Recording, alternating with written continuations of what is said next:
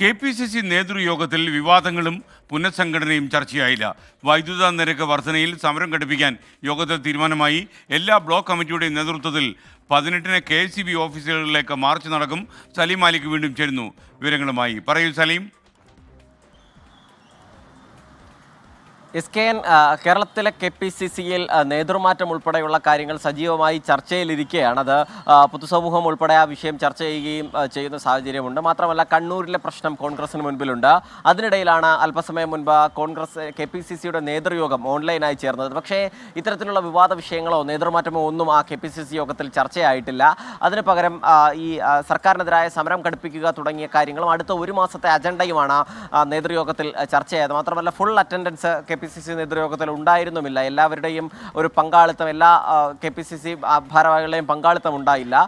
എന്തായാലും ഇന്ന് ചർച്ചയായതിൽ ഏറ്റവും പ്രധാനപ്പെട്ട വിഷയം വൈദ്യുതി നിരക്ക് വർധനയുമായി ബന്ധപ്പെട്ട സമരം ഘടിപ്പിക്കുക എന്നുള്ള കോൺഗ്രസിൻ്റെ തീരുമാനമാണ്. ഈ മാസം 16-ന് നേരത്തെ നടത്താൻ ഒരു ആലോചന ഉണ്ടായിരുന്ന സമരമാണ്. അത് 18-ലേക്ക് മാറ്റുന്നു. ഈ മാസം 18-ന് എല്ലാ ബ്ലോക്ക് കമ്മിറ്റികളുടെയും നേതൃത്വത്തിൽ KSEB ഓഫീസിലേക്ക് മാർച്ച് നടത്തും. ഒപ്പം തന്നെ മറ്റ് ചില സമരപരിപാടികൾ കൂടി കോൺഗ്രസ് ആലോചിക്കുന്നുണ്ട്. അത് വൈദ്യുതി നിരക്ക് വർധനയുമായി ബന്ധപ്പെട്ട് തന്നെയാണ്.